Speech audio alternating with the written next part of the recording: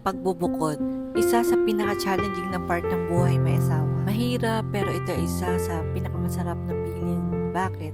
Kasi ang sarap ng feeling na kumilos ng walang matang nakatingin, nang walang pwedeng makapanghusga sa'yo, walang makikialam kung ano ang gusto mong gawin sa maghapon, walang makikialam kung paano nyo gustong palakihin ang mga anak nyo. Nagagawa at nasasabi mo sa asawa mo lahat ng nararamdaman mo. Nang walang alinlangan, matututong maging responsable ang asawa mo na umuwi ng maaga at sa tamang oras. Nakakapag-budget ka ng tama at sapat para sa pamilya nyo.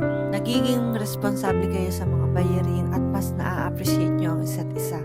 Nakakapagpahinga ka kung kailan mo gusto ng walang agam-agam at hindi nahihiya. Magkakaroon ka ng peace of mind at hindi kayo magkakaroon ng silent war ng biyenan mo. Magkakaboses ka na o magkakaroon ng karapatang magdesisyon sa loob ng bahay kasi ikaw na ang reyna ng tahanan. Pagbubukod, isa sa